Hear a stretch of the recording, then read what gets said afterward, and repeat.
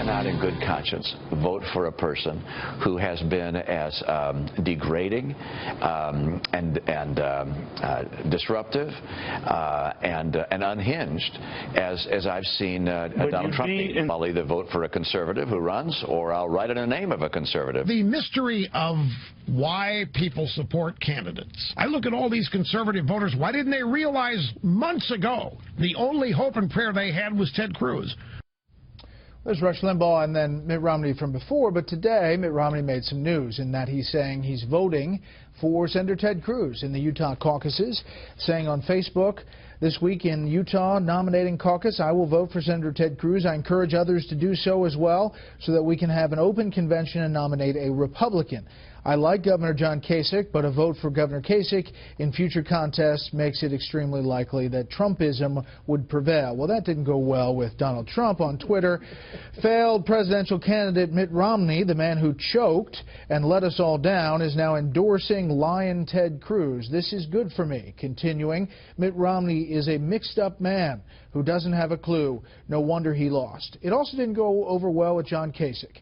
The fact is, the establishment has gotten it wrong this entire primary. It's unfortunate to see that Mitt Romney is getting bad political advice. John Kasich is the best positioned to stop Donald Trump in the Midwest, Mid-Atlantic, and Pacific Coast states. This is just the old establishment trying again to game the political system, but John Kasich's defeated the Republican establishment his entire career.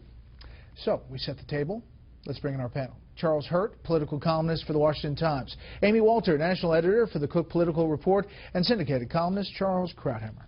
Amy. It just seems as if every endorsement brings with it more trouble than it does anything else. But Utah is actually a very important place. And when we're talking about the Trump train, it is still going down the tracks. It's still on its way. For the first time, though, ever on our delegate tracker, we have that Donald Trump is not quite at 100% of where he needs to be to hit 1237. He's at 97%. One thing that could stop him, or at least be a big bump in the road for him, would be Utah. If Cruz wins outright, and here's why not supporting Kasich is important. If you get 50% of the vote, which Cruz is better positioned than John Kasich, 50% of the vote in Utah, you get all the delegates. So it would stop any Trump delegates from coming out. Splits those delegates, split the vote, then the delegates go. Right, and taking a look at the delegate count as we have it, Trump 678, Cruz 413, Kasich 143, and as you look at the map coming up, Arizona is 58 delegates, winner take all, Utah 40 delegates, so those are some big western states, Charlie. Yeah, but you know, going back to what Mitt Romney was saying, you know what else is a vote for Hillary Clinton? Is writing in somebody in November. That's going to be a vote for Hillary Clinton as well. Obviously, whoever is going to be the nominee, and it looks increasingly like it will be Donald Trump, whoever's going to be the nominee has a lot of work to do to unify the party. But, and this is the real problem that they have, it keeps coming back to the same thing, and that is, well, if Donald Trump has the highest, far and away the highest number going into the convention, then it's hard to argue that he isn't in the best position to be the person to try to unify the party. And I know that kind of makes people's heads explode because they can't imagine him unifying the party, but you're going to have to come up with the argument for why he can't do it before you take it away from him, because you're going to have a real mess on your hands. Ted Cruz, meantime, in Arizona this afternoon and talking, because it's very important there, immigration. We are so grateful for the law enforcement, especially the law enforcement all along our southern border, that face the day-to-day threat of drug cartels coming across, of transnational criminal organizations that are terrorizing communities. President Obama tells us the border's secure. Well, I invite him to move the White House down to the southern border. Let's see how secure it is.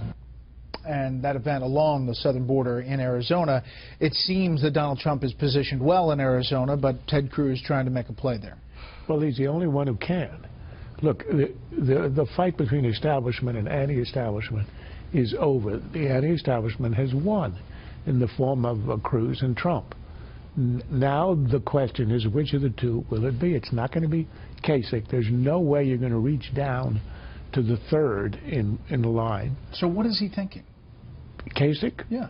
I don't know. It's delusional or it's grandiose, one or the other. Or he thinks, I mean, this is one scenario, perhaps he does well in his area, let's say in the Northeast and the Midwest, and denies Trump sweeping successes in those states so that it keeps the Trump number down. But in that case, he should be staying out of states where Cruz is the only chance of prevailing, meaning Utah, Arizona, etc. Otherwise, he's a spoiler or he's a stalking horse to elect Trump. But the fact is we are down to two candidates. One is a populist, the other is a conservative. It's not a hard choice. They are both anti-establishment. And if they end up in Cleveland reasonably close to each other, even if one is ahead of the other, I think either has a claim to the legitimacy in the nomination. If it's a huge spread, well, that's a different story. But it is a race until Cruz is knocked out, and as of now, he is not. You were going to say about Kasich. About Kasich.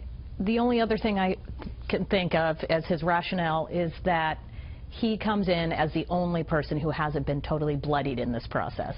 I think the fact that he didn't show up for the debate this week is a sign that he does not want to have to get in the fight with Ted Cruz. He doesn't want to have to defend a lot of positions that he's taken that conservatives would not be happy with.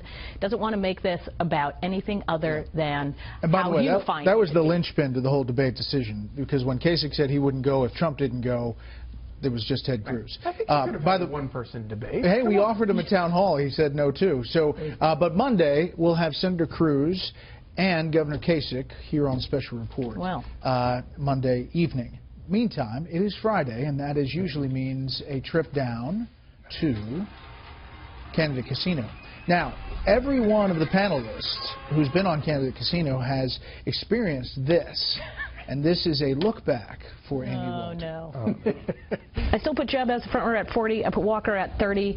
Rubio is my sleeper candidate, has been for some time now. I put $25 on him. And I did not put Donald Trump in my top. But I did move John Kasich. And I've also put Ted Cruz in there, who I think is coalescing that more conservative Tea Party vote. And I think as Trump starts to lose steam, which I think will eventually happen, Cruz becomes a beneficiary of that. Again, this is where I think the race will be, not where it currently is today, but I still think Cruz right now has a better path there. I have more money in my alcohol fund because vodka's more expensive than Dogfish Head. I know. Well, I have to go. Martina's more expensive. There you go. The evolution. Right. What do you have to that? Evolution, and at least I had one person in there who's still in the race, okay? So it's not as brutal as I thought it would be.